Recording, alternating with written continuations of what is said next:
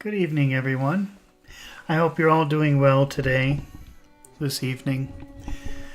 Tonight we are going to read through chapter 58 of David Copperfield by Charles Dickens. If this is your first time watching, we're not just reading the words, we're actually going to stop and talk about interesting vocabulary words or phrases that maybe you wouldn't understand if you're learning English, if you're an advanced learner of English. And we're doing this live. So if you are watching this live with me, then I encourage you to ask questions in the chat. If I don't explain a word, or if you don't understand clearly a sentence, ask me in the chat, and I will be happy to explain it to you. If you don't, then I will just stop sometimes when I think that I've found an interesting word, a word that could be useful to you in your daily life, or a phrase that I think maybe an expression or a phrase I think maybe you don't understand. All right, well, let's get started with reading chapter 58, which is titled Absence. It was a long and gloomy night that gathered on me, haunted by the ghosts of many hopes, of many dear remembrances, many errors, many unavailing sorrows and regrets. I went away from England, not knowing, even then, how great the shock was that I had to bear. I left all who were dear to me and went away. I believed I had borne it, and it was past. As a man upon a field of battle will receive a mortal hurt, and scarcely know that he is struck, so I, when I was left alone with my undisciplined heart, had no conception of the wound with which it had to strive. The knowledge came upon me, not quickly, but little by little. And grain by grain, the desolate feeling with which I went abroad deepened and widened hourly. At first, it was a heavy sense of loss and sorrow, wherein I could distinguish little else. By imperceptible degrees, it became a hopeless consciousness of all that I had lost, love, friendship, interest, of all that had been shattered. You know that word shatter is when something is broken, but into many different pieces. Let's just take a look at that for a minute, the word shatter. Oh no. Every single word has become the name of a movie or a product. So if you just type the word shatter, you'll get movie titles and product pictures. So shatter is when something breaks into many different pieces. It's very frequently used when you talk about glass. But it's also used when you talk about your heart or your emotions. I was shattered. My heart was shattered. That means your heart was broken into a million pieces.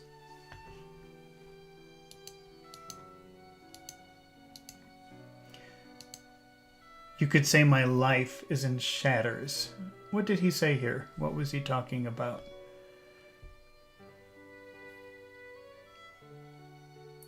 By imperceptible degrees, it became a hopeless consciousness of all that I had lost. Love, friendship, interest, of all that had been shattered. So he's talking about all of the things in his life that fell apart to such a large degree that it would be like a puzzle trying to put things back the right way. My first trust, my first affection, the whole airy castle of my life, of all that remained, a ruined, blank, and waste, lying wide around me, unbroken to the dark horizon. If my grief were selfish, I did not know it to be so. I mourned for my child wife, taken from her blooming world, so young.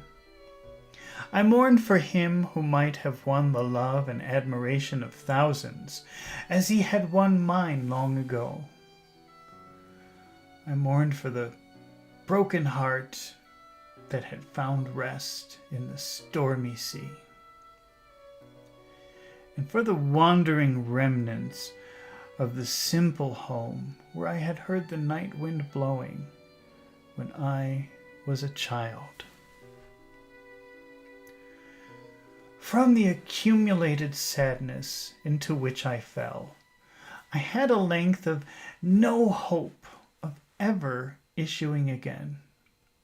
I roamed from place to place, carrying my burden with me everywhere. I felt its whole weight now, and I drooped beneath it, and I said in my heart that I could never be lightened.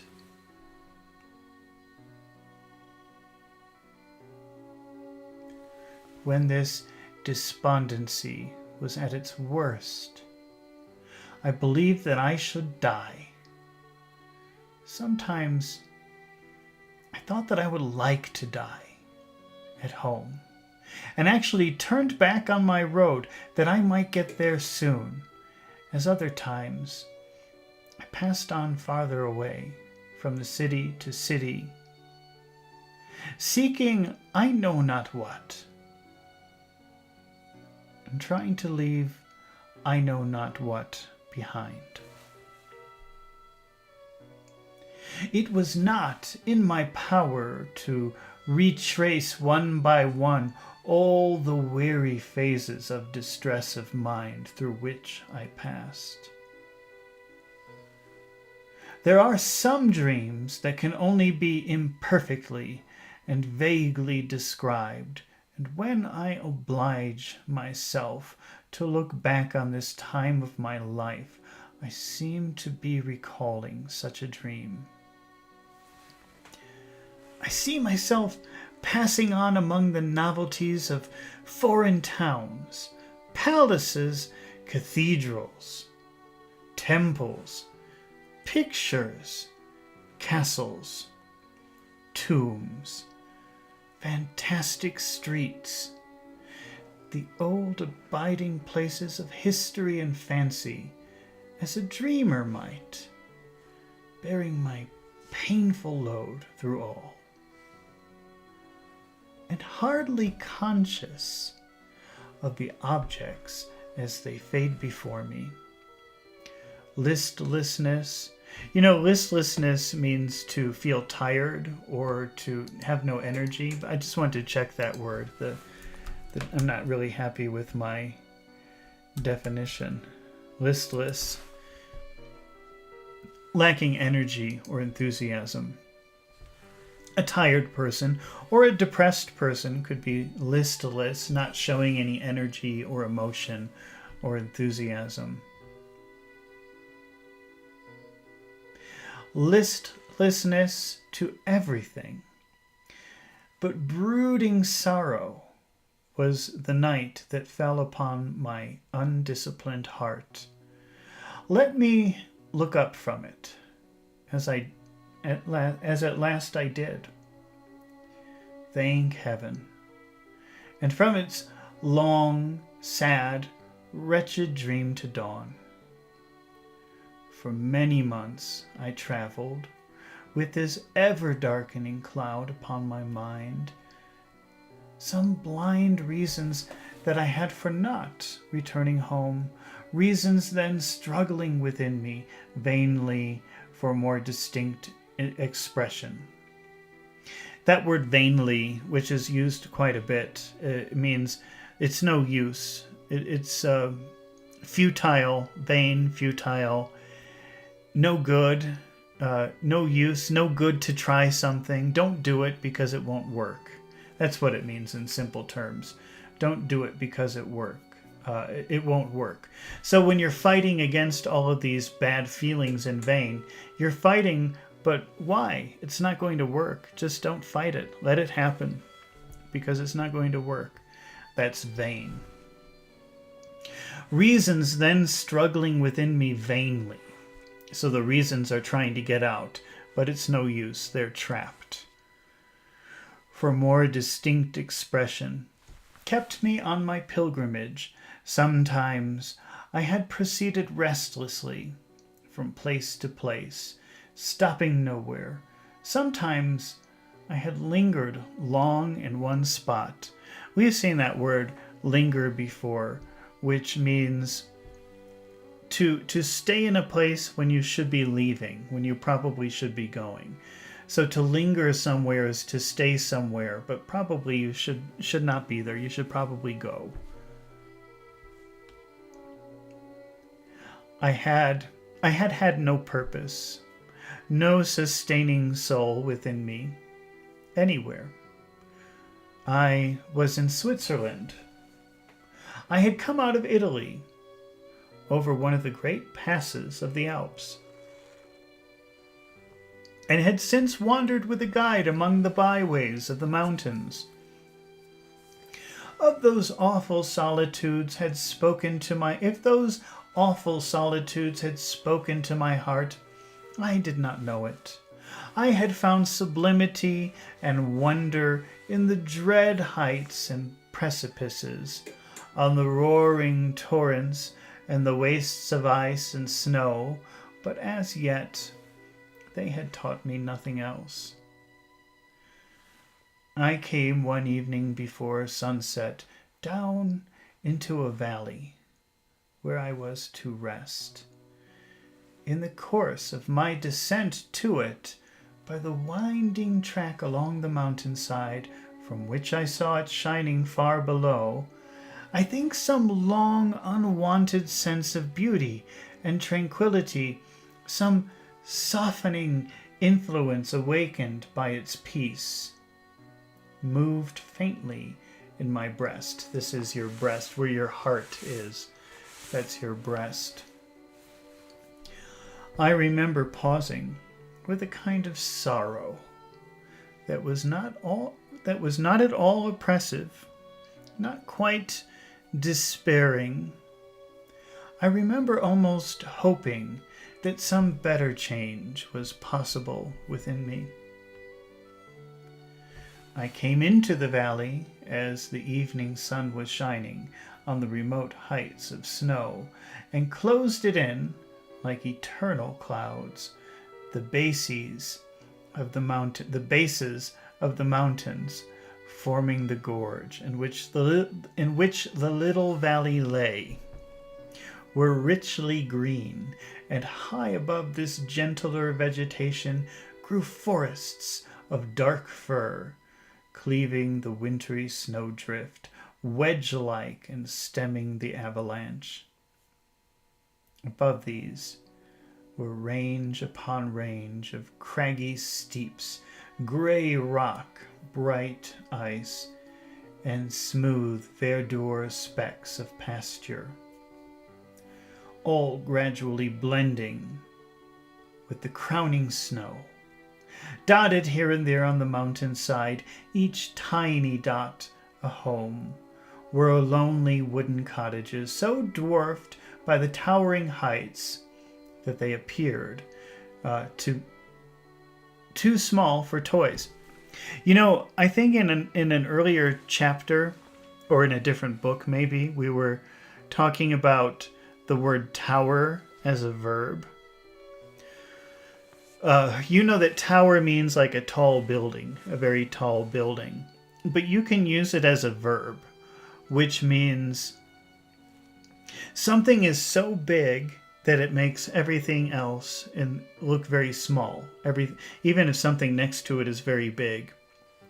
Wait, let's use an example here. Let's see. Let's find the tallest building in the world. I think it used to be in Dubai, but now I think it's Singapore or something, isn't it?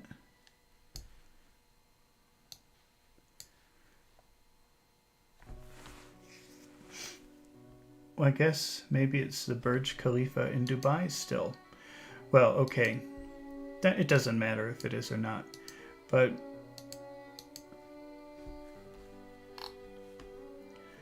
if we look at how large... See, the buildings that are under it are also very big. But because the Burj Khalifa building is so tall, it towers over the other buildings. That means that it makes the other big buildings look small in comparison. So if a very tall person walks into a room, you can say he's towering over everyone. He makes everyone else look very small in comparison. Now, they didn't use the word tower in this paragraph, but they used the word dwarf. Dwarf means very small. And if you look at these pictures, you can see how the word dwarf can be used to talk about very small people. These are dwarves. Dwarves are very small.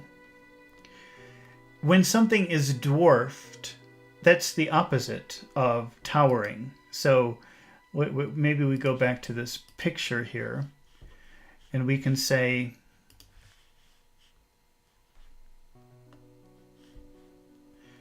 the Burj Khalifa towers over the other buildings, or you could say it this way: the other buildings are dwarfed by the Burj Khalifa.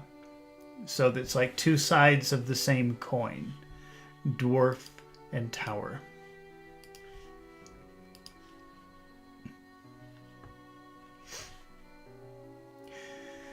So it says dotted here and there. That means here and there in different places. So imagine you're looking at some mountains, and in this place, in very random places, you can see dotted here and there on the mountainside, each tiny dot a home. Well, just in case you don't know what a dot is, we better look at that to fully understand the sentence. Dots are little circles. So these are dots. These are all dots. Dots are little circles. But when you say something is dotted, that means you see one here, you see one over there, you see one here, you see one there. It's kind of like this picture. See, but all of these are too many. So, you see, they only show maybe something like this. You see, it's very random. So it's not in straight lines. You see one here and one there and one there. That's dotted. Dotted on the mountains were little cottages, little houses.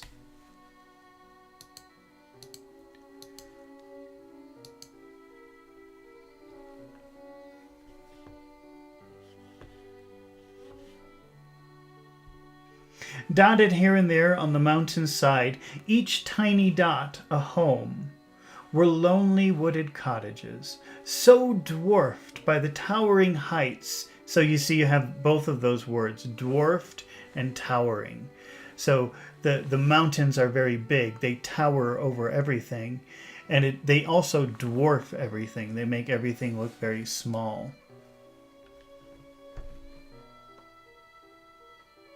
So dwarfed by the towering heights that they appeared too small for toys. So did even the clustered village in the valley, with its wooden bridge across the stream, where the stream tumbled over broken rocks and roared away among the trees. In the quiet air, there was a sound of distant singing, shepherd voices, but as one bright evening cloud floated midway along the mountain's side, I could almost have believed it came from there, and was not earthly music.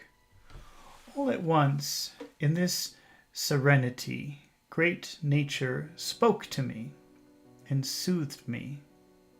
Soothing means make you feel calm, make you feel relaxed. And soothed me to lay down my weary head upon the grass and weep as I had not wept yet since Dora died. I had found a packet of letters awaiting me but a few minutes before, and had strolled out of the village to read them while my supper was making ready. Other packets had missed me. I had received none for a long time, beyond a line or two to say that I was well, and had arrived at such a place. I had not fortitude or constancy to write a letter since I left home. The packet was in my hand. I opened it and read the writing of Agnes. She was happy and useful, was prospering as she had hoped. That was all she told me of herself. The rest referred to me. She gave me no advice. She urged no duty on me. She only told me, in her own fervent manner, what her trust in me was. She knew, she said, how such a nature as mine would turn affliction to good. She knew how trial and emotion would exalt and strengthen it. She was sure that in my tiny purpose I should gain a firmer and higher tendency through the grief I had undergone. She who so gloried in my fame and so looked forward to its augmentation well knew that I would labor on. She knew that in me sorrow could not be weakness, but must be strength. As the endurance of my childish days had done in parts to make what I was, so greater calamities would nerve me on to be yet better than I was, and so, as they had taught me, would I teach others. She commended me to God, who had taken my innocent darling to his rest, and in her sisterly affection cherished me always, and was always at my side, go where I would, proud of what I had done, but infinitely prouder yet of what I was reserved to do.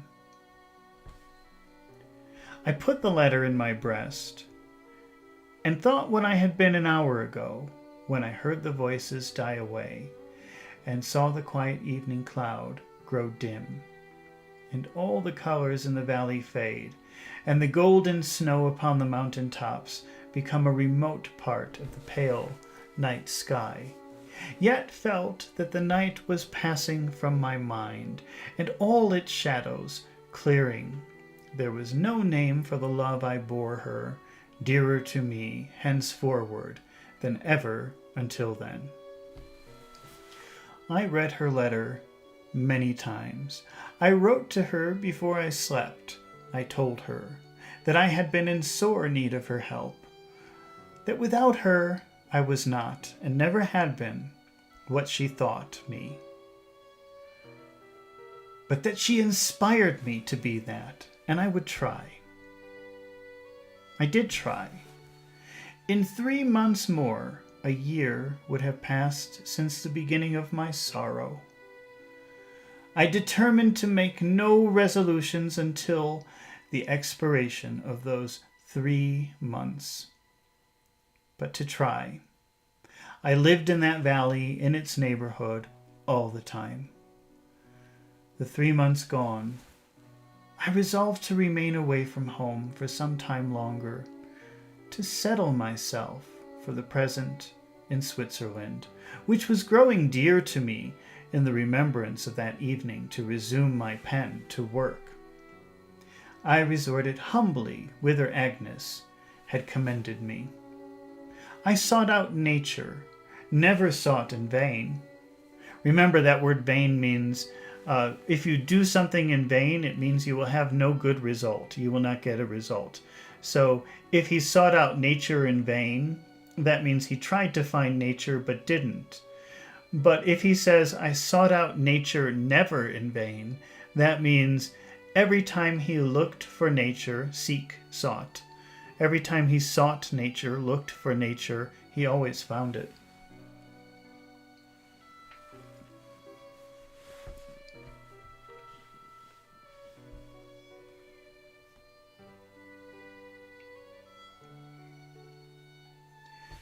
And I admitted to my breast the human interest I had lately shrunk from.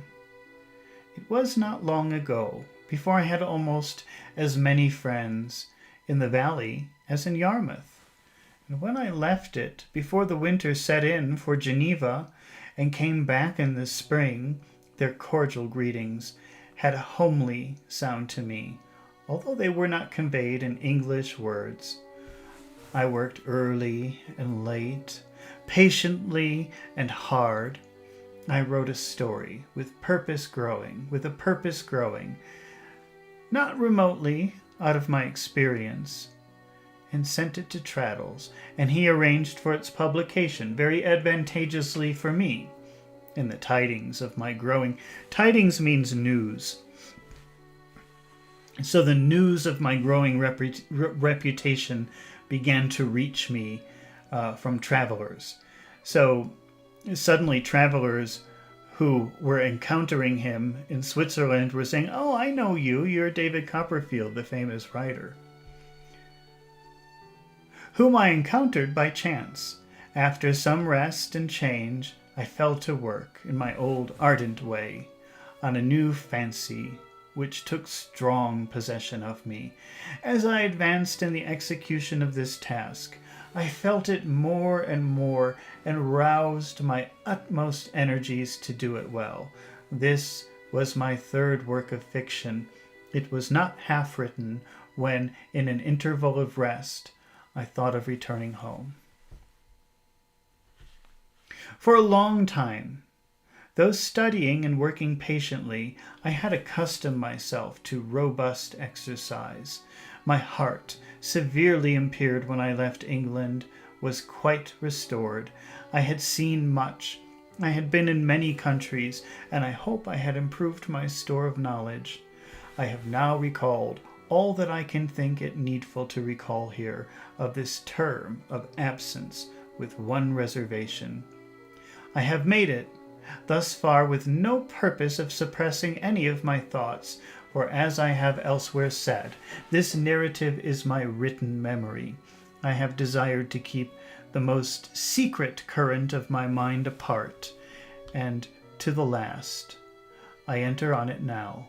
I cannot so completely penetrate the mystery of my own heart as to know when I began to think that I might have set its earliest and brightest hopes on Agnes. I cannot say at what stage of my grief it first became associated with the reflection that in my wayward boyhood, let's look up the word wayward. Wayward to me means going in the wrong direction. But I guess Davy was going in the wrong direction, but not by his choice when he was a boy. I think when you talk about someone going wayward, they make the choice to be bad. But let's see. Wayward meaning. Difficult to control or predict because of unusual or perverse behavior. Well, I guess his boyhood was difficult to predict or control because of behavior of the people around him. I had thrown away the treasure of her love. I believe I may have heard some whisper of that distant thought in the old unhappy loss or want of something never to be realized, of which I had been sensible. But the thought came into my mind as a new reproach and a new regret. When I was left so sad and lonely in the world. If, at that time, I had been much with her, I should, in the weakness of my desolation, have betrayed this. It was what I remotely dreaded. When I was first impelled to stay away from England, I could not have borne to lose the smallest portion of her sisterly affection. Yet in that betrayal, I should have set a constraint between us hitherto unknown.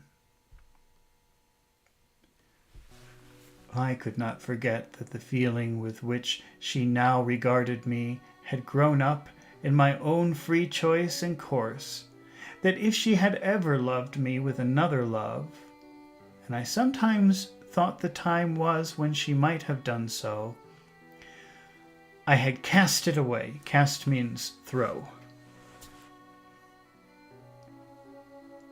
It was nothing now, and I had accustomed myself to think of her when we were both mere children, as one who was far removed from my wild fancies.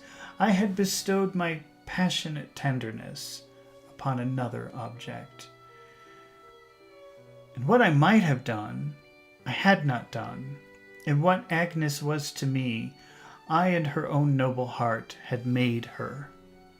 In the beginning of the change that gradually worked in me, when I tried to get a better understanding of myself and be a better man, I did glance through some indefinite probation to a period when I might possibly hope to cancel the mistaken past,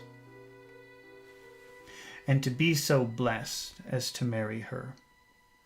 But as time wore on, this shadowy prospect faded and departed from me. If she had ever loved me, then I should hold her the more sacred, remembering the confidences I had reposed in her, her knowledge of my errant heart,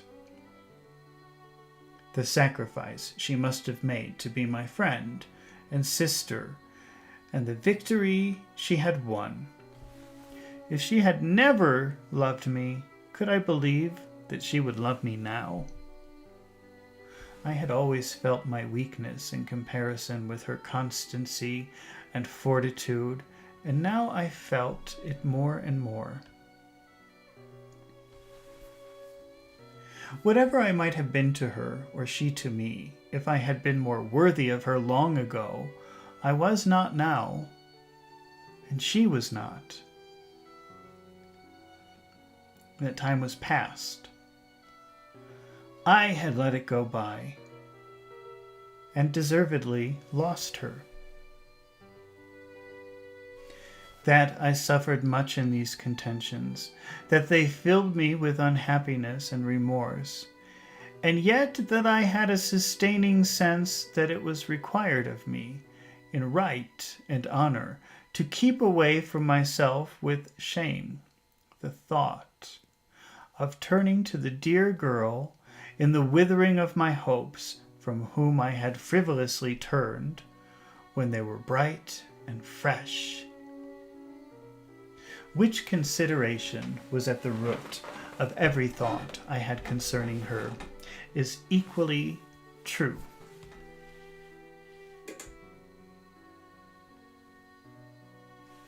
I made no effort to conceal myself now that I loved her, that I was devoted to her, but I brought the assurance home to myself that it was now too late, and that our long subsisting relation must be undisturbed. I had thought much and often of my Dora's shadowing out to me what might have happened. In those years that were destined not to try us, I had considered how the things that never happened are often as much realities to us and their effects as those that are accomplished. The very years she spoke of were realities now for my correction, and would have been one day, a little later perhaps, though we had parted in our earliest folly. I endeavored, endeavor means to try. So I tried to convert. I endeavored to convert what might have been between myself and Agnes into a means of making me a more self-denying, more resolved, more conscious of myself and my defects and errors. Thus, through the reflection that it might have been, I arrived at the conviction that it could never be. These, with their perplexities and inconsistencies, were the shifting quicksands of my mind from time of my departure to the time of my return home. 3 years afterwards, 3 years had elapsed since the sailing emigrant ship, when at that same hour of sunset and in the same place I stood on the deck of the packet vessel that brought me home, looking on the rosy water where I had seen the image of that ship reflected. 3 years, long in the aggregate, though short as they went by, and home was very dear to me, and Agnes too. She was not mine. She was never to be mine. She might have been, but that was past. Okay, well, that was a pretty short chapter, so we'll continue reading chapter 59. But first, I'm going to take a 1-minute break.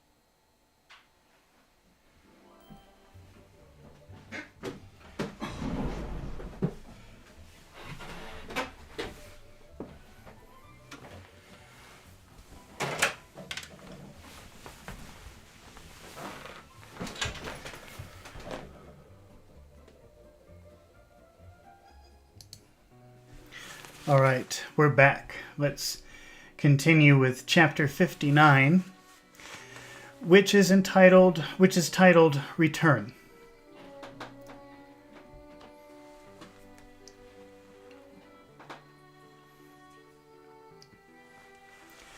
I landed in London in the wintry autumn evening.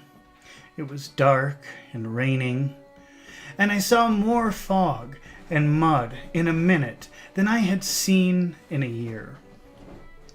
I walked from the custom house to the monument before I found a coach.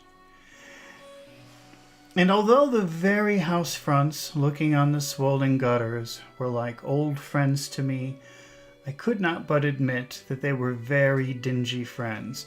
Dingy, we've had that word before, dingy. Let's define it again.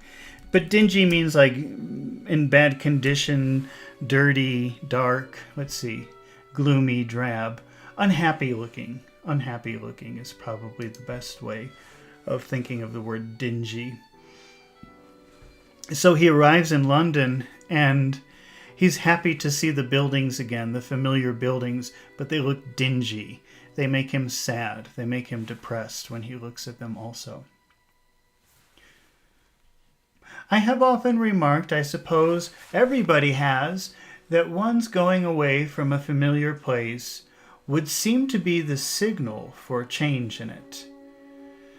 As I looked out of the coach window and observed an old house on Fish Street Hill, which had stood untouched by painter, carpenter, or bricklayer for a century, had been pulled down in my absence. Well, have you ever done that? You return to a city that you haven't been to, like the place where you grew up, and then everything is different. That happened to me because where I lived, it was like a small village, but it grew very big. So I remember one time many years returning, and there were streets everywhere. And in my head, I was thinking, oh, there used to be a big tree here, but now it's a street with some houses. Or that's the hill I used to go ride my bicycle on, but there's no more hill. It's gone. Let's see.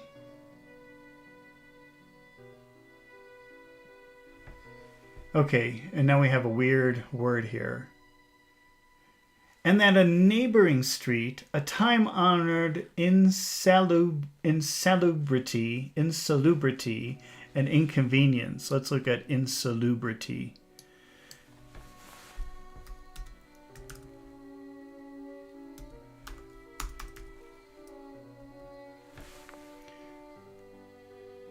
Insalubrity. Not conducive to health. You know that word salu, that's a Latin word which means health. So insalu, that would be unhealthy. Okay, let's see.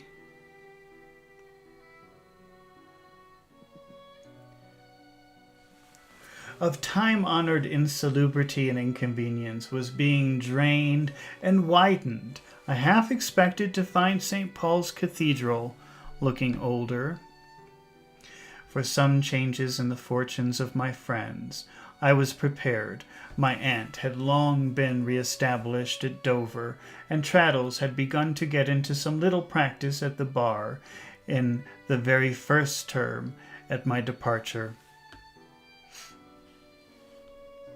He had chambers in Gray's Inn. Gray's Inn now, and had told me in his last letters that he was not without hopes of being soon united with the dearest girl in the world.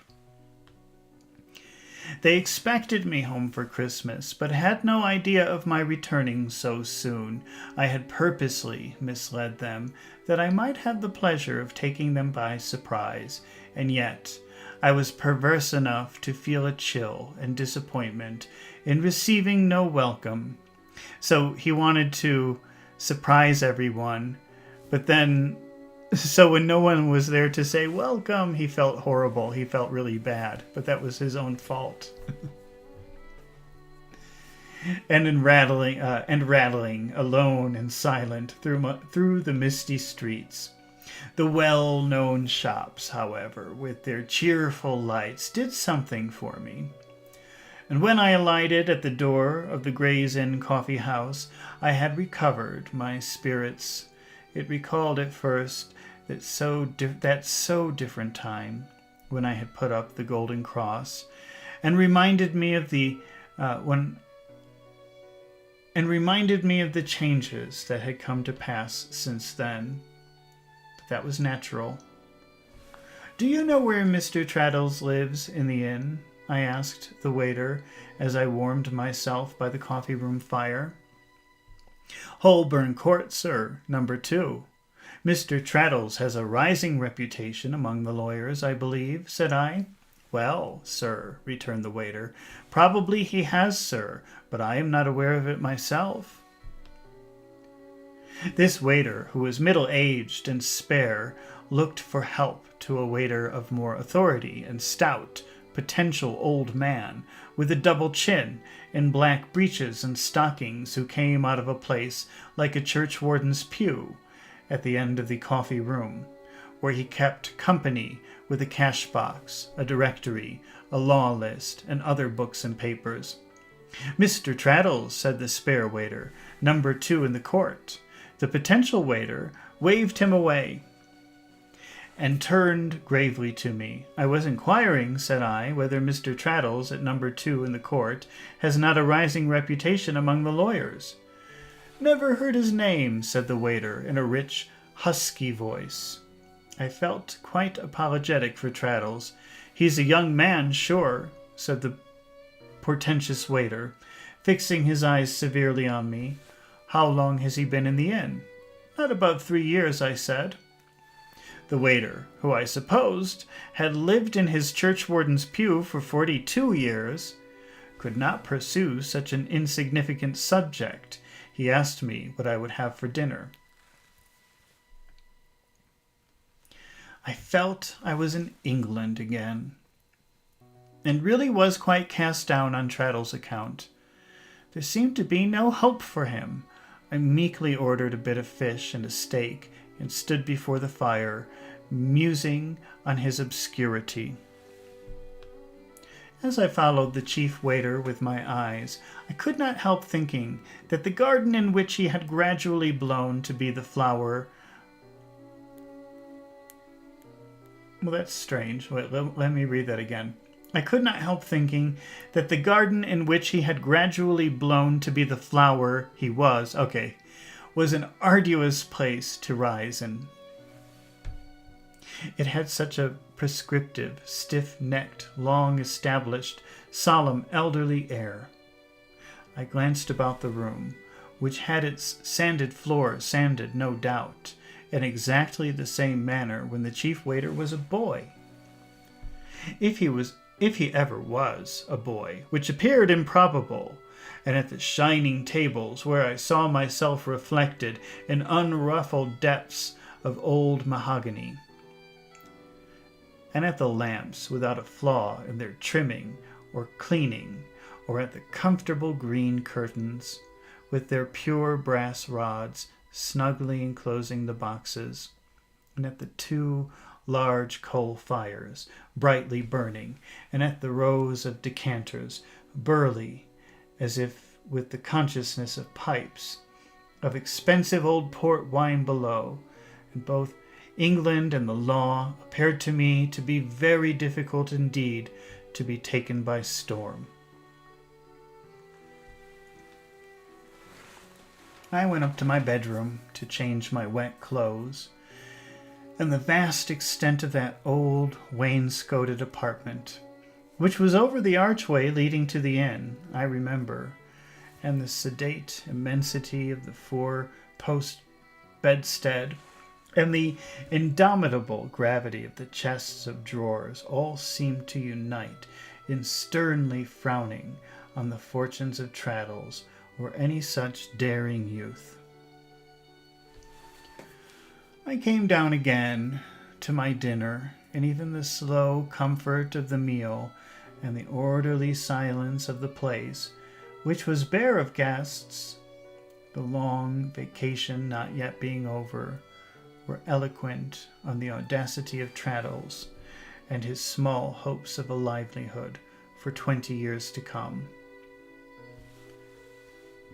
I had seen nothing like this since I went away, and it quite dashed my hopes for my friend. The chief waiter had had enough of me. He came near me no more, but devoted himself to an old gentleman in long gaiters, to meet whom a pint of special port seemed to come out of the cellar of its own accord, for he gave no order. The second waiter informed me in a whisper that this old gentleman was a retired conveyancer living in the square, and worth a mint of money, which, it was expected, he would leave to his laundress's daughter.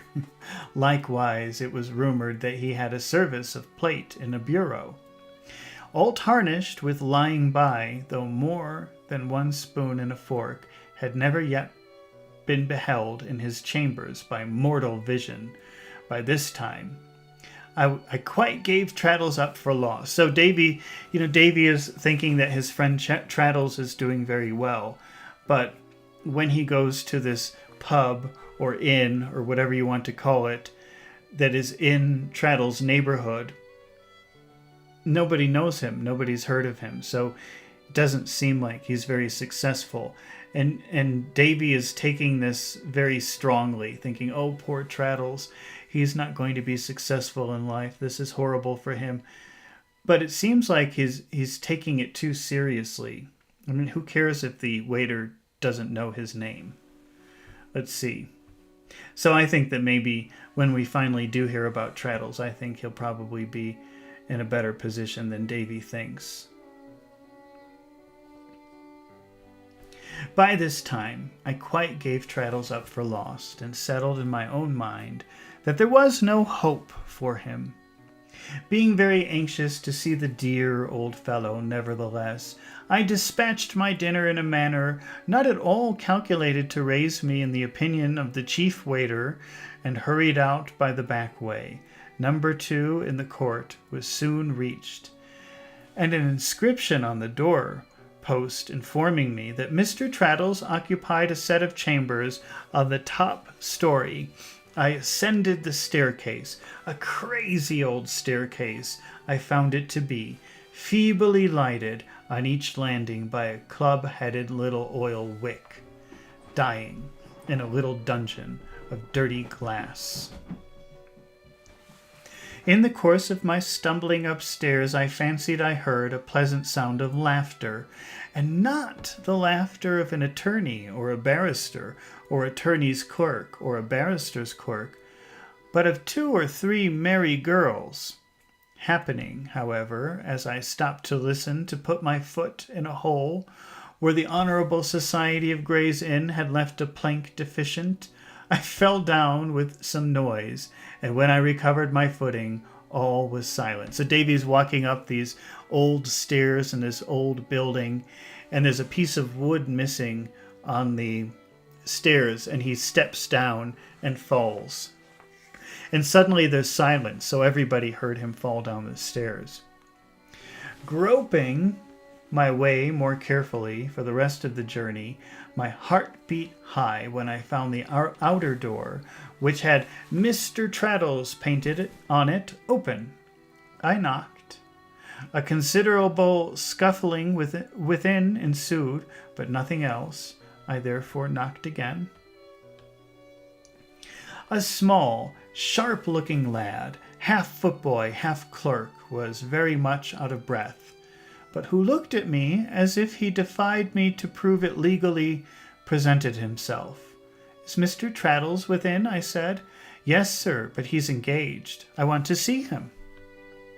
After a moment's survey of me, the sharp-looking lad decided to let me in, and opening the door wider for that purpose, admitted me first into the little closet of a hall, and next into a little sitting room where I came into the presence of my old friend, also out of breath, seated at a table and bending over papers. "Good God!" cried Traddles, looking up. "It's Copperfield!" and rushed into my arms, where I held him tight. "All well, my dear Traddles?"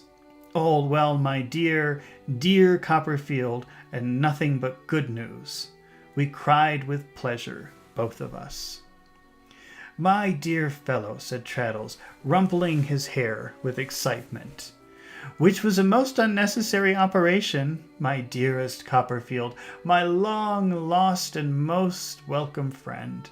How glad I am to see you. How brown you are! How glad I am! Upon my life and honor, I never was so rejoiced, my beloved Copperfield, never." I was equally at a loss to express my emotions. I was quite unable to speak at first. "My dear fellow," said Traddles, "and grown so famous. My glorious Copperfield, good gracious me, when did you come? Where did you come from? What have you been doing?" Never pausing for an answer to anything he said, Traddles, who had clapped me into an easy-chair by the fire, all this time impetuously stirred the fire with one hand and pulled at my neckerchief with the other, under some wild delusion that it was a greatcoat. Without putting down the poker, he hugged me again, and I hugged him, and both laughing and both wiping our eyes, we both sat down and shook hands across the hearth. "To think," said Traddles, "that you should have been so nearly coming home as you must have been, my dear old boy, and not at the ceremony." What ceremony, my dear Traddles?" "Good gracious me!" cried Traddles, opening his eyes in his old way. "Didn't you get my last letter?" "Certainly not, if it referred to any ceremony." "Why, my dear Copperfield," said Traddles, sticking his hair upright with both hands, and then putting his hands on my knees, "I'm married!" "Married!" I cried joyfully. "Lord bless me, yes," said Traddles. "By the Reverend Horace, to Sophie, down in Devonshire. Why, my dear boy, she's behind the window curtain. Look here." To my amazement, the dearest girl in the world came at the same instant, laughing and blushing from her place of concealment, and a more cheerful, amiable, honest, happy, bright-looking bride, I believe, as I could not help saying on the spot, the world never saw. I kissed her, as an old acquaintance should, and wished them joy with all my might of heart. "Dear me," said Traddles, "what a delightful reunion this is. You are so extremely browned, my dear Copperfield. God bless my soul, how happy I am." "And so am I," said I. "And I'm sure I am," said the blushing and laughing. "And I'm sure I am," said the blushing and laughing Sophie. "We're all as happy as possible," said Traddles. "Even the girls are happy. Dear me, I declare I forgot them." "Forgot?" said I. "The girls," said Traddles. "Sophie's sisters. They're staying with us. They have come to have a peep at London." A peep is like a little look. "The fact is, when was it that you tumbled upstairs, Copperfield?" "Was it you? Wait, sorry. Let me read that again. The fact is, when... Was it you that tumbled upstairs, Copperfield?" "It was," said I, laughing. "Well, then, when you tumbled upstairs," said Traddles, "I was romping with the girls." Romping means jumping around. So maybe they were dancing or something like that. "In point of fact, we were playing at Puss in the Corner." Well, that sounds like maybe, I don't know what that is, but I guess it's like a children's game. So these girls must be much younger than Traddles and his wife, because that sounds like a little children's game. Puss means cat, so there's a game called Cat in the Corner. Maybe they'll explain it. I don't know. Let's see. "But as that wouldn't do in Westminster Hall, and as it wouldn't look quite professional if they were seen by a client, they decamped. And they are now listening, I have no doubt," said Traddles, glancing at the door of another room. "I'm sorry," said I, afresh, "to have occasioned such a dispersion." "Upon my word," rejoined Traddles, greatly delighted, "if you had seen them running away and running back again after you had knocked, to pick up the combs they had dropped out of their hair, and going into the maddest manner, you wouldn't have said so. My love, will you fetch the girls?" Remember that word fetch means go somewhere, take something, and return it. So when he says fetch the girls, that means go to the other room and bring the girls to me.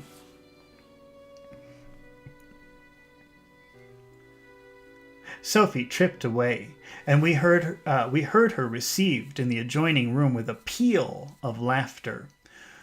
"Really musical, isn't it, my dear Copperfield?" said Traddles. "It's very agreeable to hear.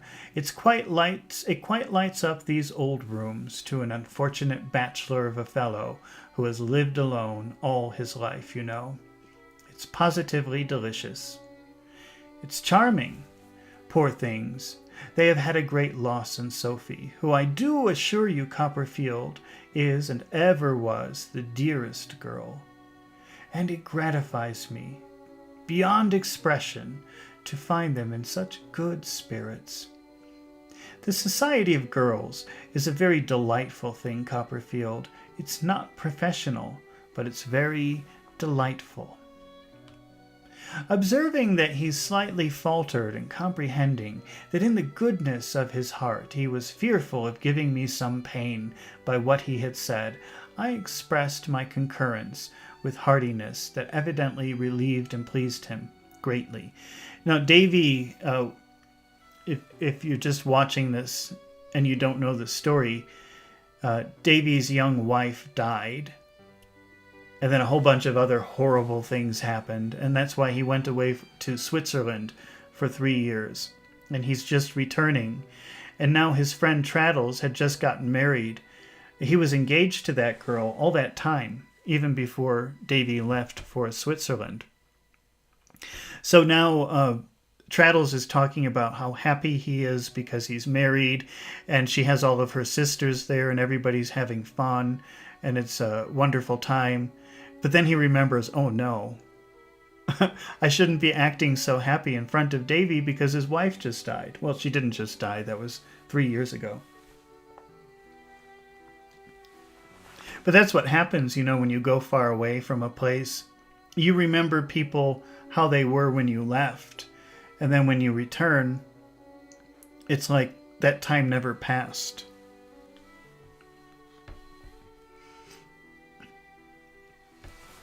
But then, said Traddles, our domestic arrangements are, to say the truth, quite unprofessional altogether, my dear Copperfield. Even Sophie's being here is unprofessional.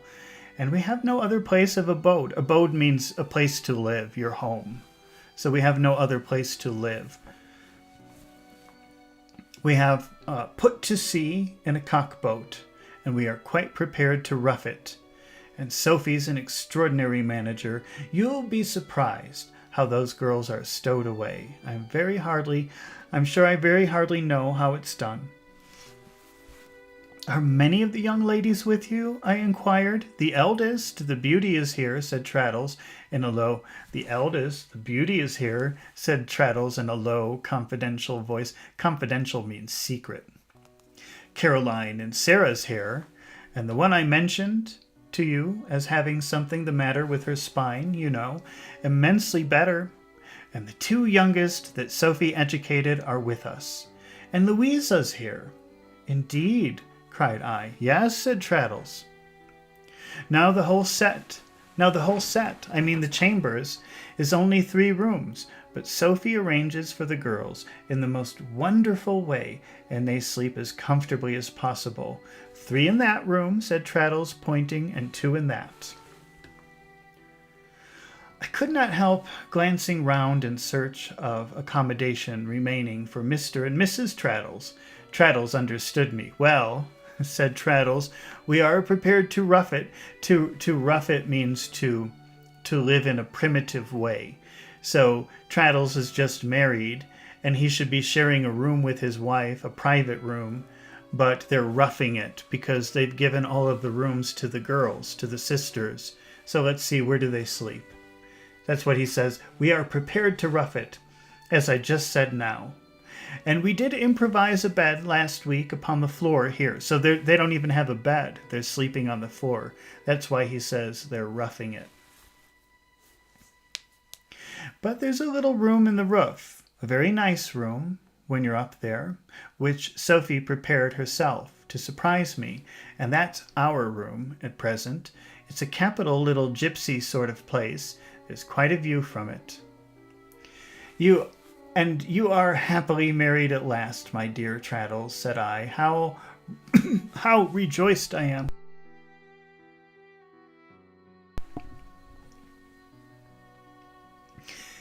Thank you, my dear Copperfield, said Traddles, as we shook hands once more. Yes, I am as happy as it's possible to be. There's your old friend, you see, said Traddles, nodding triumphantly at the flower pot and stand, and there's the table with the marble top. All the other furniture is plain and serviceable, you perceive. And as to plate, Lord bless you, we haven't so much as a teaspoon. All to be earned, said I cheerfully. Exactly so, replied Traddles. All to be earned, of course. We have something in the shape of teaspoons because we stir our tea, but they're Britannia metal. The silver will be the brighter when it comes, said I. The very thing we say, cried Traddles. "You see, my dear Copperfield," falling again into a low, confidential tone, after I had delivered my argument in D.O.E. Dem, Jilps versus Wigsell, which did me a great service with the profession, I went down into Devonshire and had some serious conversation in private with Reverend Horace. I dwelt upon the fact that Sophie, who I do assure you, Copperfield, is the dearest girl. "I'm certain she is," said I. "She is indeed," rejoined Traddles, "but I'm afraid I'm wandering from the subject. Did I mention the Reverend Horace?" "You said that you dwelt upon the fact." "True. Upon the fact that Sophie and I had been engaged." You know that word dwell is a really interesting word. It means live. So when you say you could, if you wanted to, you could say I dwell in Chicago. That means I live in Chicago. But you probably wouldn't usually. A house could be called a dwelling. That's a place where people live. Dwelling means a place where people live. It's not so commonly used for very many things, but one way that it is common to use it is when you think about something, when you're obsessively thinking about something. It's like you're living in that idea. "Oh, how am I going to pay my rent this month? I'm so worried." Oh, don't dwell on it. That means don't live there. Don't think in there. Something will happen. You'll find the money somehow. Don't dwell on it. So you use that a lot of times in a negative way. Like, stop thinking about that horrible thing. Something will happen. And here that's how they're using it. He was dwelling upon what? You said that you dwelt upon the fact. True. Upon the fact that Sophie and I had been engaged for a long period of time. So remember that even before Davy left 3 years ago, Traddles and Sophie were engaged. So they've been engaged for probably about 4 years by this time. And that's bothering Traddles. 4 years. God, how can we be engaged for 4 years? I just want to get married. He's dwelling on it. He's kind of obsessed with this one problem. So he went to the Reverend and he said, "I've been obsessed with this. I've been dwelling on this problem."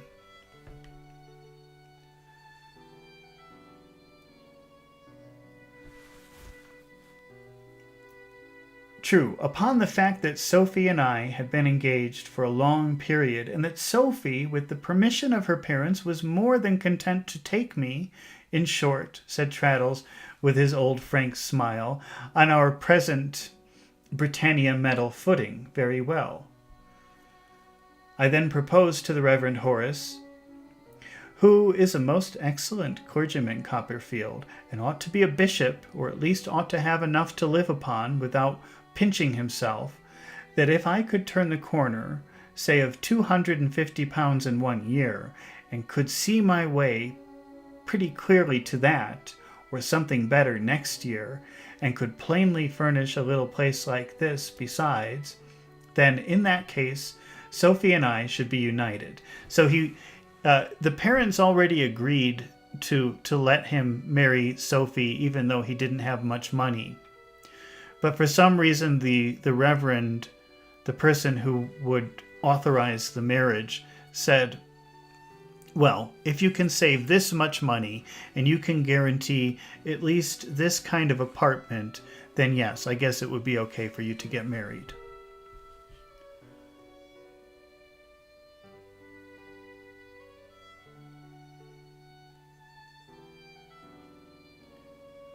I took the liberty of representing what we had been patient for a good many years, and that the circumstance of Sophie's being extraordinarily useful at home ought not to operate with her affectionate parents against her establishment in life. Don't you see? Certainly, it ought not to, said I. I'm glad you think so, Copperfield, rejoined Traddles, because without any imputation on the Reverend Horace, I do think parents and brothers and so forth are sometimes rather selfish in such cases. Well, I also pointed out that my most earnest desire was to be useful to the family, and that if I got in the world, and that if I got on in the world, to get on in the world means to become successful. So he's saying, if I become successful, if I got on in the world. Uh-oh, I lost my place. If I got on in the world and had anything should happen to him, I refer to the Reverend Horace. Sir Khan is saying, in that time did clergymen have this kind of legal authority? I didn't know that. I was not aware of that. And, you know, they're in England, so obviously this is the Church of England. I thought they were more liberal than that. I mean, I'm kind of surprised to be reading that myself, that they needed the permission of the clergyman. I mean, I grew up in a Catholic house, and that was pretty traditional, but I don't ever remember hearing that you needed the priest's permission to get married. So that's maybe you did. Maybe it's just things have changed in this last century, but I've never heard that before.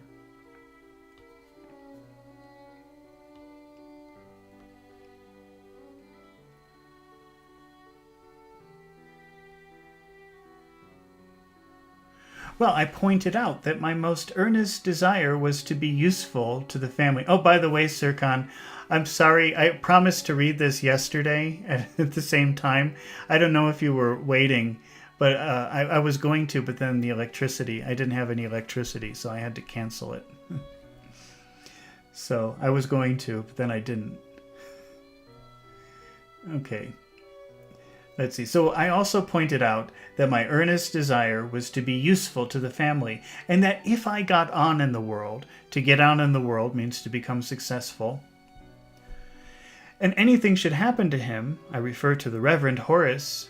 I understand, said I, or to Mrs. Cruller, it would be the utmost gratification of my wishes to be a parent to the girls.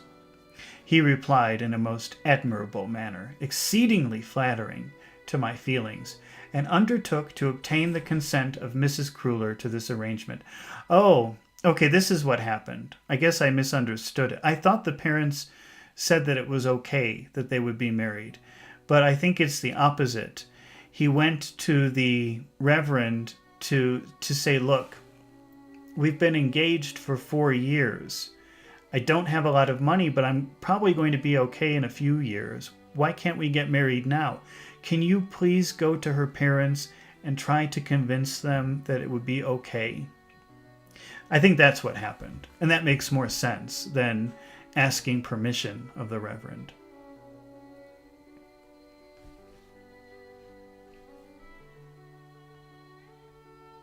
They had a dreadful time of it with her. It mounted from her legs into her chest and then into her head. What mounted? I asked. Her grief, replied Traddles, with a serious look. Her feelings generally. As I mentioned on a former occasion, she's a very superior woman, but has lost the use of her limbs. Whatever occurs to harass her usually settles in her legs. Oh, I thought it was the sister who was sick, but maybe it's the sister and the mother. So the mother is very sick, and Sophie takes care of her. So, of course, the mother would never give permission for her to get married, because then who would take care of her? So that was also another complication, how to convince the mother to let her daughter marry and then leave home.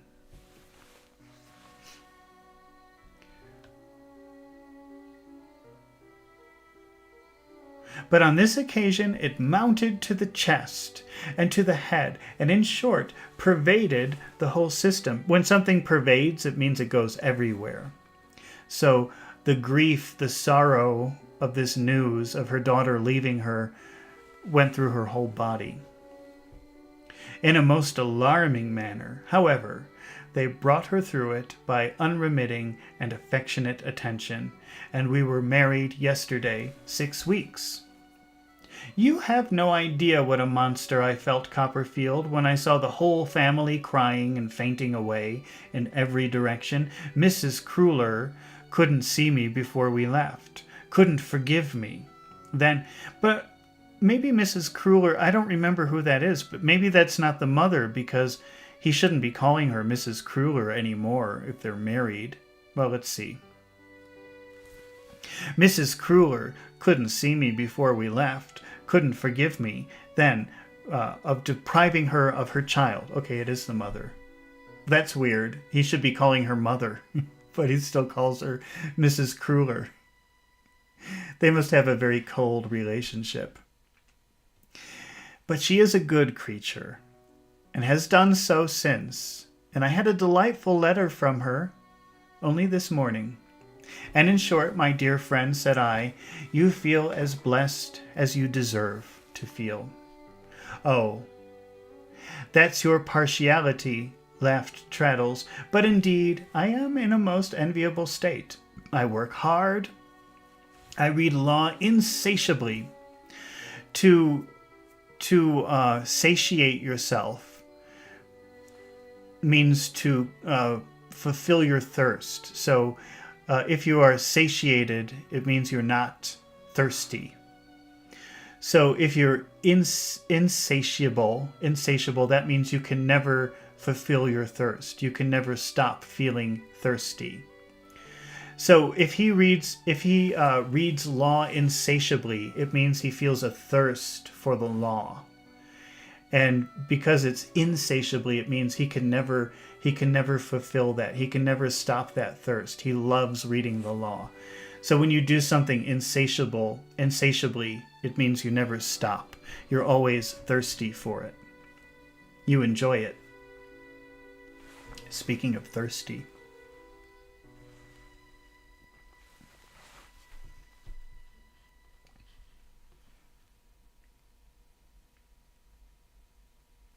I get up at 5 every morning and don't mind it at all.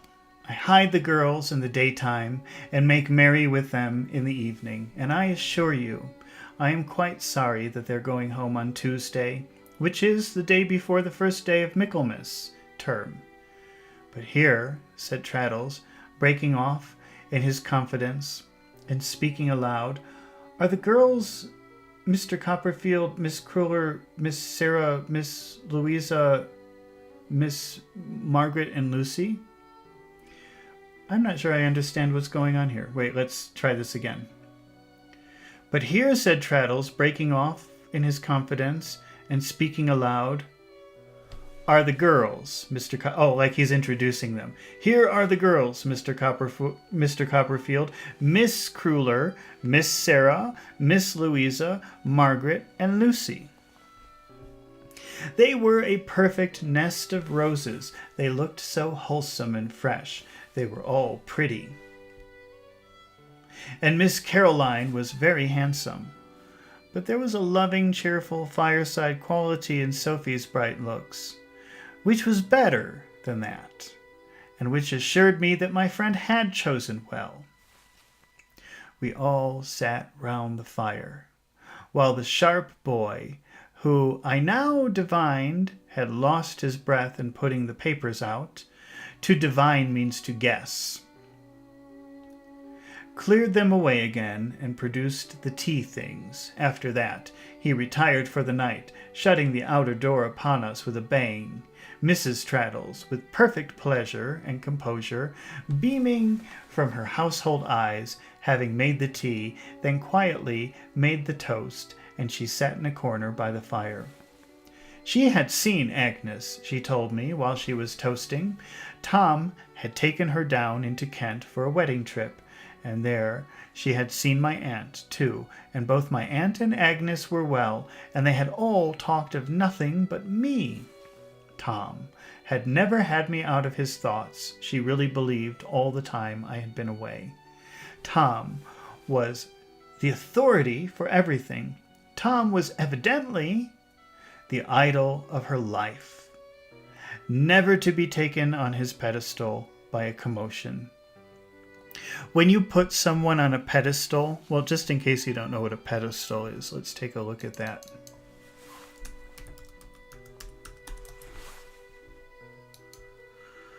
A pedestal is like a platform. So, you put something on here, maybe a beautiful statue or a beautiful clock or something you want to show, something that's very nice and beautiful.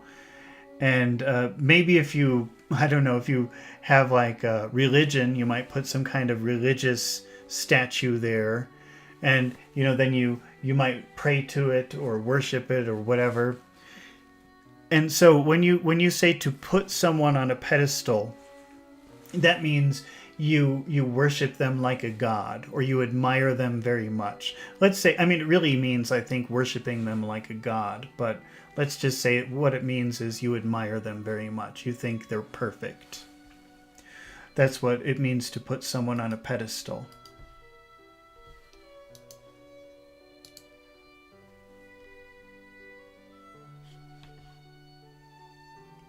Tom was evidently the idol of her life. An idol is like a statue of a god. Never to be shaken on his pedestal by any commotion, always to be believed in and done homage to with the whole faith of her heart, come what might. The deference which both she and Traddles showed towards the beauty pleased me very much. I don't know that I thought it was very unreasonable, but I thought it was very delightful, and essentially a part of their character, if Traddles ever for an instant missed the teaspoons that were still to be won. I have no doubt it was when he handed the beauty her tea. If his sweet-tempered wife could have got up any self-assertion against anyone, I'm satisfied it could only have been because she was the beauty's sister. A few slight indications of a rather petted and capricious manner, which I observed in the beauty, were manifestly considered by Traddles and his wife as her birthright and natural endowment. If she had been born a queen bee, and they laboring bees, they could not have been more satisfied of that. But their self-forgetfulness charmed me, their pride in these girls, and their submission of themselves to all their whims. A whim is when you do something that is unplanned. So what he means by that is that they entertain all the girls' whims. These are young girls. Let's do this. Let's do that. There's no plan. They just insist. Let's do this. Let's do that. These are whims. Was the pleasantest little testimony to their own worth I could have desired to see.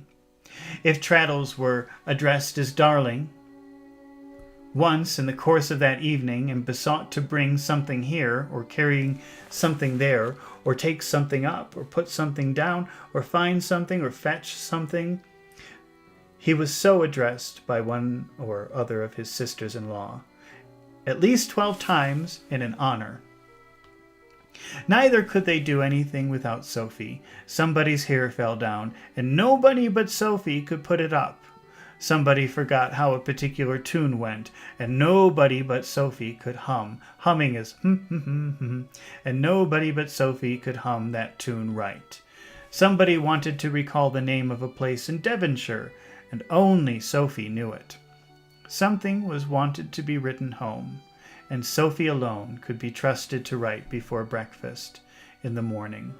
Somebody broke down in a piece of knitting, and no one but Sophie was able to put the defaulter in the right direction. They were entire mistresses of the place, and Sophie and Traddles waited on them. Waited here means like served. The girls were kind of running the place, and Traddles and Sophie just served them. Sophie and Traddles waited on them.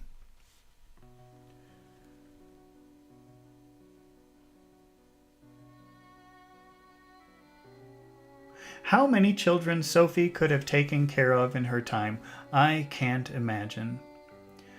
But she seemed to be famous for knowing every sort of song that ever was addressed to a child in the English tongue.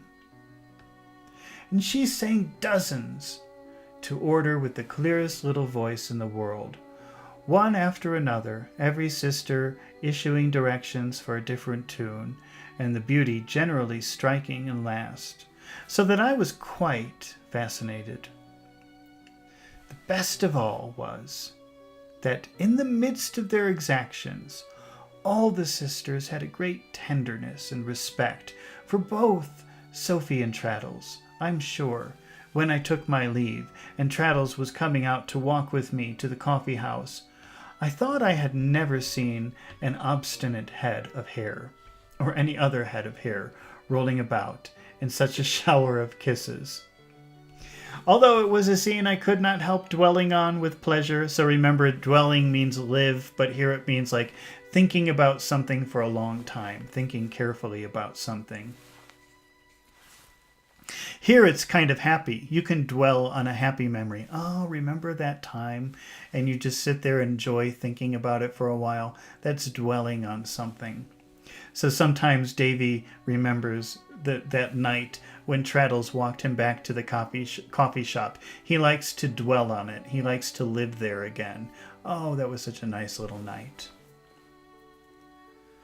For a long time after I got back and had wished Traddles good night, if I had beheld 1,000 roses blowing in a top of set of chambers in that withered Gray's Inn, they could not have brightened it half so much. The idea of those Devonshire girls among the dry law stationers in the attorney's offices, and of the tea and toast and children's songs in that grim atmosphere of pounce and parchment, red tape, dusty wafers, ink jars, brief and draft papers, law reports, writs, declarations, and bills of costs, seemed almost as pleasantly fanciful as if I had dreamed that the Sultan's famous family had been admitted on the roll of attorneys and had brought the talking bird and singing tree and the golden water into Gray's Inn Hall. Somehow I found that I had taken leave of Traddles for the night and come back to the coffee house with a great change in my despondency about him. So remember earlier, Davy was thinking, oh, poor Traddles, he's never going to be happy or a success in life. And now he's thinking, oh, he's got a great life. Everything is wonderful for him. I began to think he would get on. Remember, get on means be successful in life. I began to think that he would get on, in spite of all the many orders of chief waiters in England. Drawing a chair before one of the coffee room fires to think about him at my leisure, I gradually fell from the consideration of his happiness to tracing prospects in the live coals, and to thinking, as they broke and changed, of the principal vicissitudes. We better look up that word. I think I've looked up that word before, but I don't remember what it means. I think I have to do this at least 10 times for each word I don't know. I mean, I've heard that word before, but it's not like a word that you would normally use in regular conversation. Vicissitude, a change of circumstance or fortune, typically one that is unwelcome or unpleasant. Yeah, I remember reading that before, but I just don't remember that word. Okay, so let's see. The principal vicissitude, so the change in situation that was not very good, and separations that had marked my life. So he's thinking about all the bad changes that happened in his life, all the horrible things that happened to him. Though many a wood fire had I watched, as it crumbled into hoary ashes and mingled with feathery heap upon the hearth, which not inaptly figured to me, in my despondency and my own dead hopes, I could think of the past now, gravely, but not bitterly, and could contemplate the future in a brave spirit. Home, in its best sense, was for me no more. She in whom I might have inspired a dearer love, I had taught to be my sister. She would marry and would have new claimants on her tenderness, and in doing it, would never know the love of her that had grown up in my heart. It was right that I should pay the forfeit of my headlong passion. What I reaped, I had sown. I was thinking, and I had truly disciplined my heart to this, and could I resolutely bear it and calmly hold the place in her home which she had calmly held in mine, when I found my eyes resting on a countenance that might have arisen out of the fire in its association with my early remembrances. So that's just fancy talk for, oh, I just noticed someone else is here. Someone from long ago in my past. Little Mr. Chillip, the doctor, to whose good offices I was indebted in the very first chapter of this story. So Mr. Chillip, I think, is the doctor who brought Davy into the world. I was indebted in the very first chapter of this history, sat reading a newspaper in the shadow of an opposite corner. He was tolerably stricken in years by this time. So strike means hit. So if he was hit by the years, that would mean you could see the age in him. He was much more an old man now.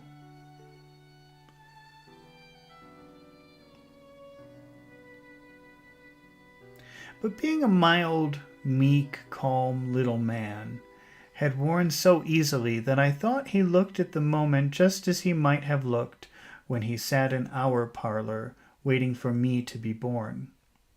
Mr. Chillip had left Blunderstone 6 or 7 years ago, and I had never seen him since. He sat placidly. Placid means very calm, very relaxing, very relaxed. He sat placidly pursuing the newspaper, with his little head on one side and a glass of warm sherry, negus at his elbow. Negus? What on earth does that mean? Negus. Negus. A hot drink of port. Oh, so it's a drink, historical. It says historical. A hot drink of port, sugar, lemon, and spices. Sherry negus. Okay, so that's the name of the drink. With a glass of warm sherry negus at his elbow. He was so extremely conciliatory in his manner that he seemed to apologize to the very newspaper for taking the liberty of reading it. I walked up to where he was sitting and said, "How do you do, Mr. Chillip?" He was greatly fluttered by this unexpected address from a stranger and replied in his slow way, "I thank you, sir. You are very good. Thank you, sir. I hope you are well." "You don't remember me?" said I. "Well, sir," returned Mr. Chillip, smiling very meekly and shaking his head as he surveyed me, "I have a kind of impression that something in your countenance is familiar to me, sir, but I couldn't lay my hand upon your name really." "And yet you knew it long before I knew it myself," I returned. "Did I indeed, sir?" said Mr. Chillip. "Is it possible that I had the honor, sir, of officiating when—" "Yes," said I. "Dear me," cried Mr. Chillip, "but no doubt you are a good deal changed since then, sir." "Probably," said I. "Well, sir," observed Mr. Chillip, "I hope you'll excuse me if I'm compelled to ask the favor of your name." On my telling him my name, he was really moved. Moved means, when you're moved, that means you feel very strong emotions. So if you watch a moving television show, that's a show that manipulates your emotions. It makes you feel very strong emotions, probably like crying or sadness or sentimentality or something like that. So when Davy said, "I'm David Copperfield," He was moved, like, oh, maybe almost crying.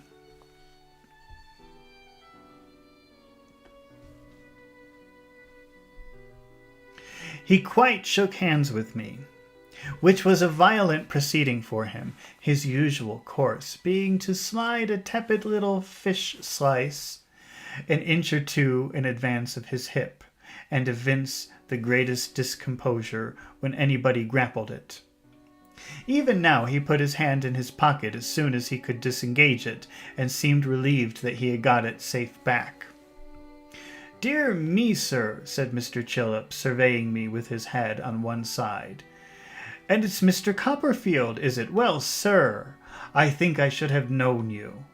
If I had taken the liberty of looking more closely at you, there's a strong resemblance between you and your poor father, sir." "I never had the happiness of seeing my father," I observed. "Very true, sir," said Mr. Chillip in a soothing tone, "and very much to be deplored it was, on all accounts. We are not ignorant, sir," said Mr. Chillip, slowly shaking his little head again, "down in our part of the country, of your fame. There must be great excitement here, sir," said Mr. Chillip, tapping himself on the forehead with his forefinger. "You must find it a trying occupation, sir." When you say that something is trying, it means it's difficult. So he's saying it must be very difficult to be a writer. You must find it trying to be a writer. That means difficult. You can say, "Leave me alone, I've had a trying day." And that means, "Leave me alone, I've had a horrible, difficult day."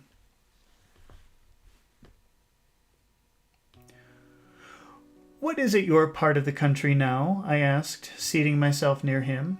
"I am established within a few miles of Berry Street, St. Edmunds, sir," said Mr. Chillip. "Mrs. Chillip coming into a little property in that neighborhood, under her father's will. I bought a practice down there, in which you will be glad to hear I am doing well. My daughter is growing quite a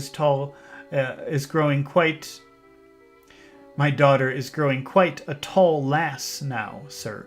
Lass is another word for girl. Lassie, lass, that means girl.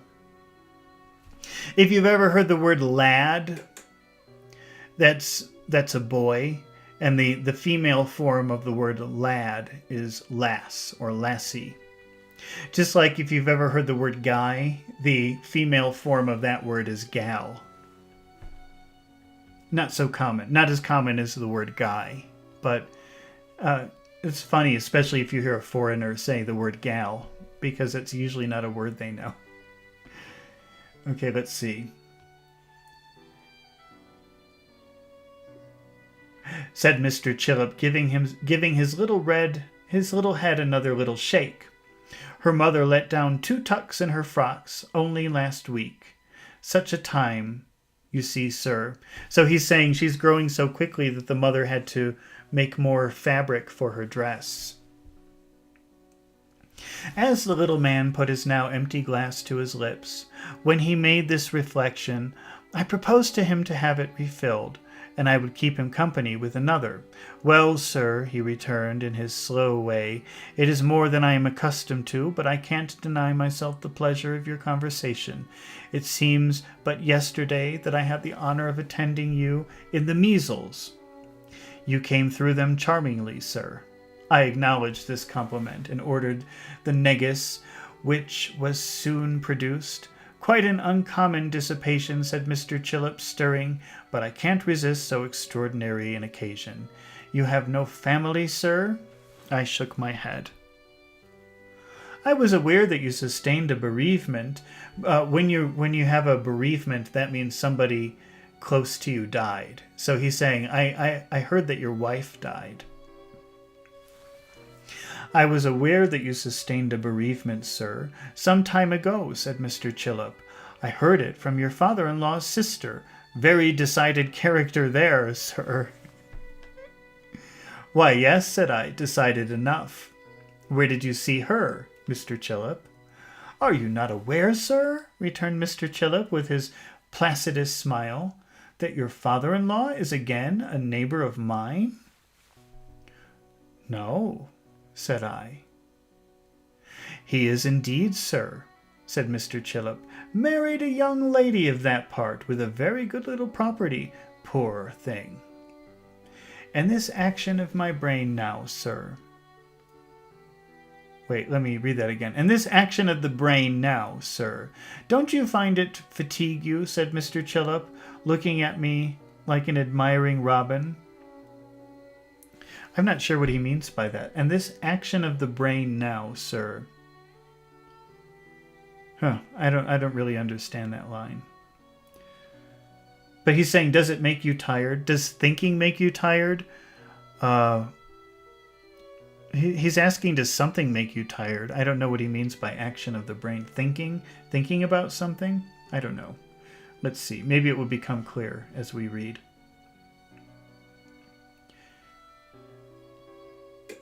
"Don't you find it fatigue you?" said Mr. Chillip, looking at me like an admiring robin. I waved that question. To waive something means you decide not to accept it.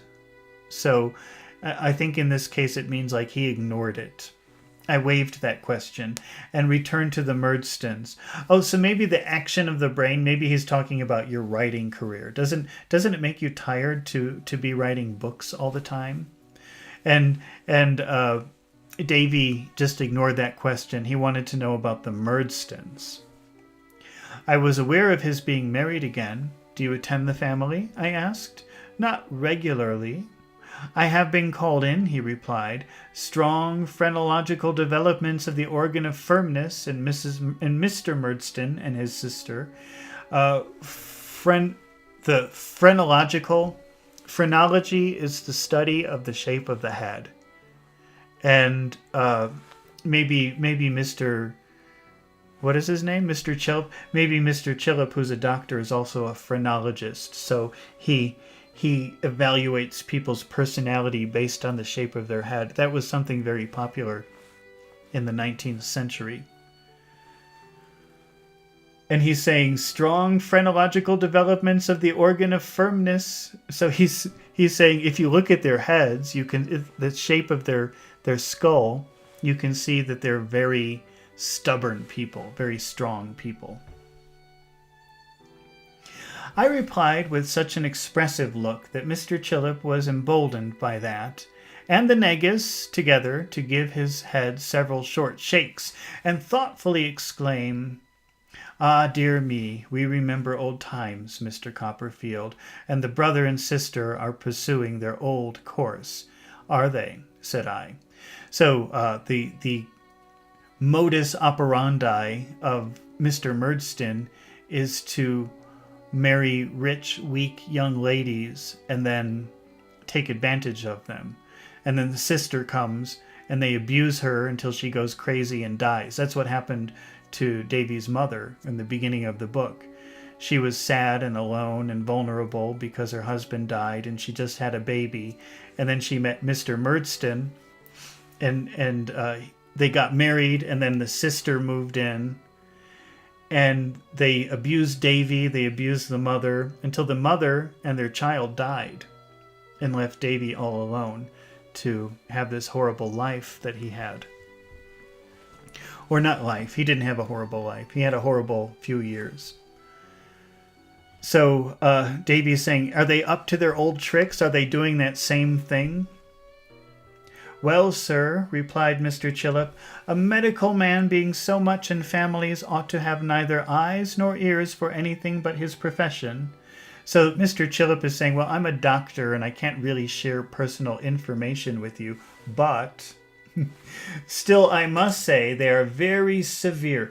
Severe means very extreme. It's maybe is another good word for severe is extreme. They're very extreme. Very hard and extreme.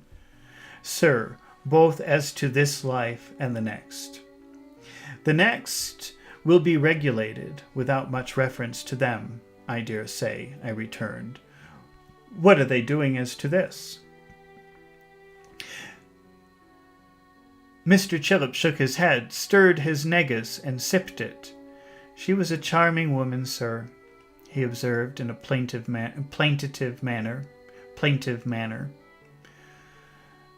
"The present Mrs. Murdstone? A charming woman indeed, sir," said Mr. Chillip. "As amiable, I am sure, as it was possible to be. Mrs. Chillip's opinion is that her spirit has been entirely broken, sir, since her marriage." So they're doing the same thing to this poor young lady that they did to Davy's mother. They're breaking her spirit. When you break someone's spirit, you break their heart, you break their soul, and then they become very sad and they die.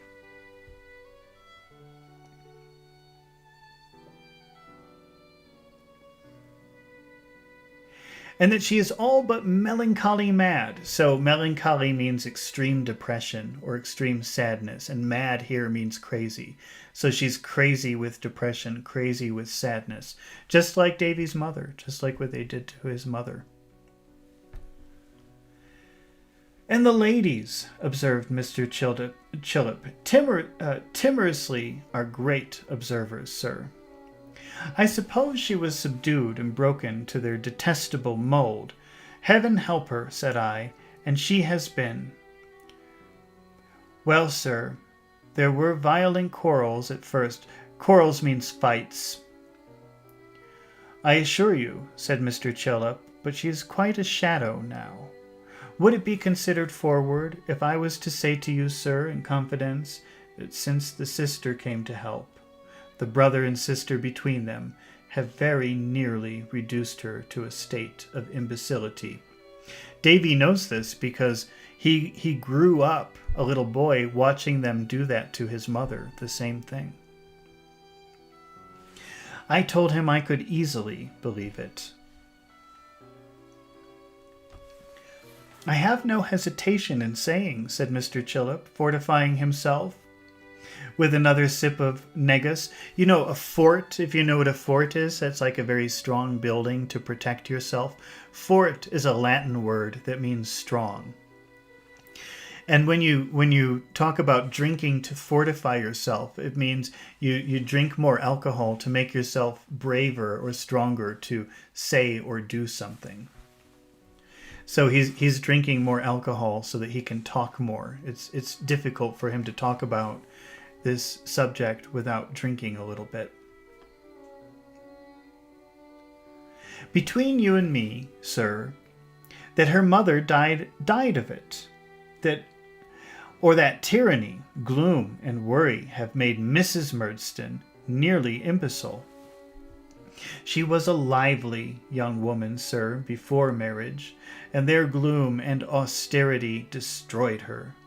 They go about with her now, more like her keepers than her husband and sister." So they act like prison guards more than they act like husband and sister-in-law. That was Mrs. Chillip's remark to me only last week, and I assure you, sir, the ladies are great observers. Mrs. Chillip herself is a great observer. Does he gloomily profess to be, I am ashamed to use the word in such an association, religious still? I inquired. You anticipate, sir, said Mr. Chillip, his eyelids getting quite red with the unwonted stimulus in which he was indulging, one of Mrs. Chillip's most impressive remarks. Mrs. Chillip, he proceeded, in the calmest and slowest manner, quite electrified me by pointing out that Mr. Murdstone sets up an image of himself and calls it divine nature. So Mr. Murdstone has a picture, a painting of himself, and he treats it like a picture of God. You might have knocked me down on the flat of my back, sir, with a feather of a pen, I assure you, when Mrs. Chillip said so. The ladies are great observers, sir. I am very happy to receive such support in my opinion, sir, he rejoined. It is not often that I venture to give a non-medical opinion, I assure you. Mr. Murdstone delivers public addresses sometimes, and it is said, in short, sir, it is said by Mrs. Chillip that the darker tyrant he has lately been, the more ferocious is his doctrine. So it sounds like Mr. Murdstone is going to churches and trying to become like a religious leader, but his style or his philosophy is very severe. Or how did we define that word severe? We said extreme.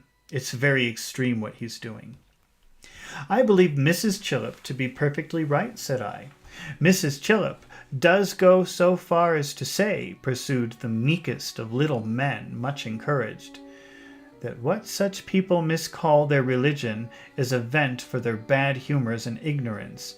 And do you know, I must say, sir, he continued mildly, laying his head on one side, that I don't find authority for Mr. and Miss Murdstone in the New Testament.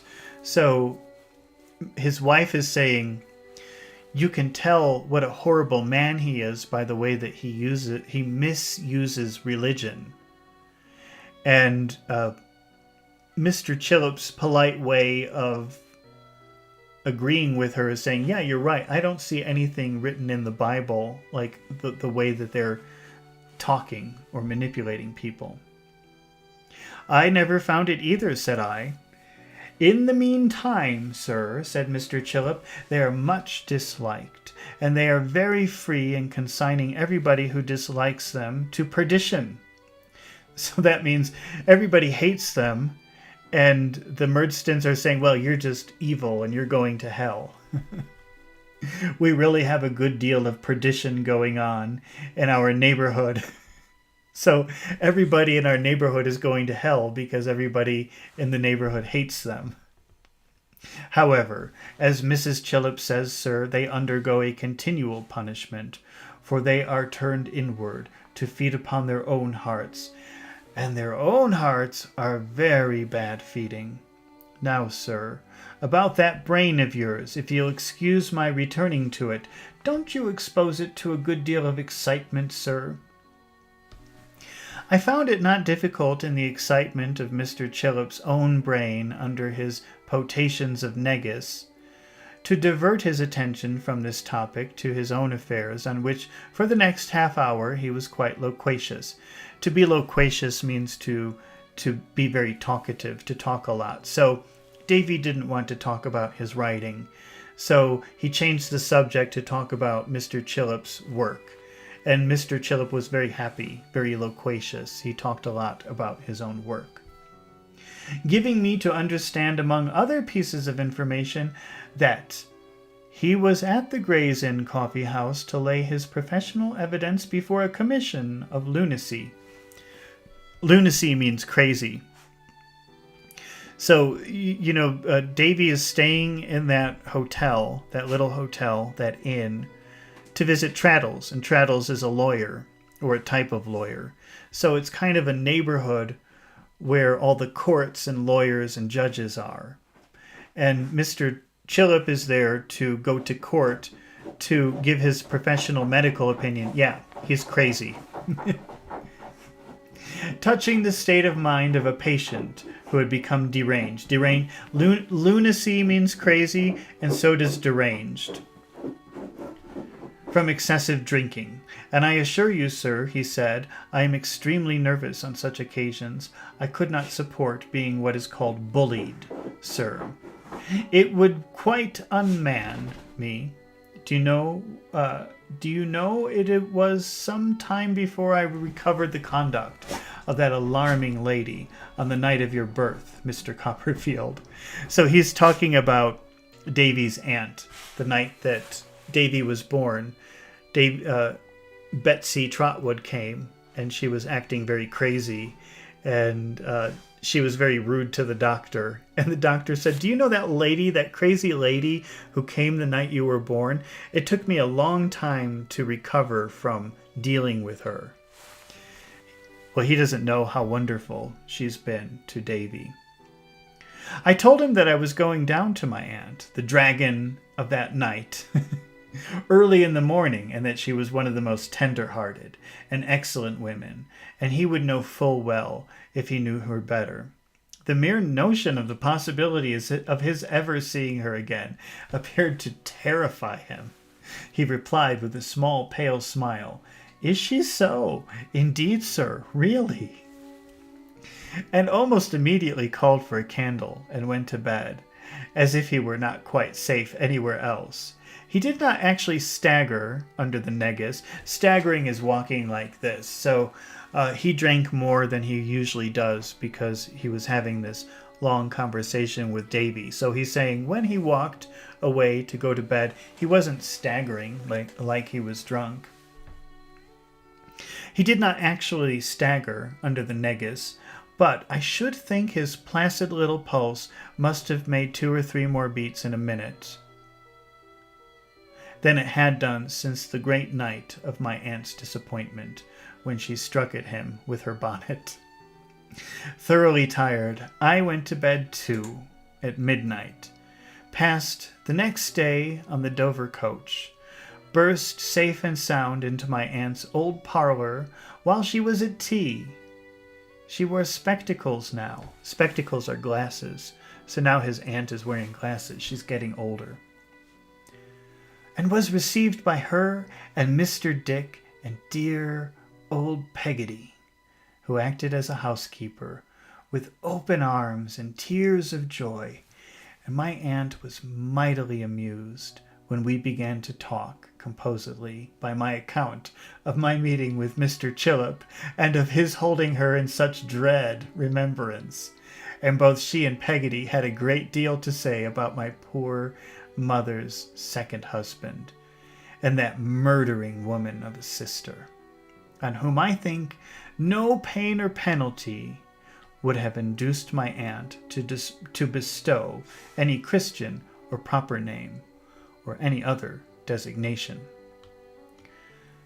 Okay, well, that was the end of chapter 59, and so we will read again chapter 60. You know, I'm reading a different book in the morning. I'm doing Gone with the Wind, but I said I wouldn't be able to read it again until Sunday.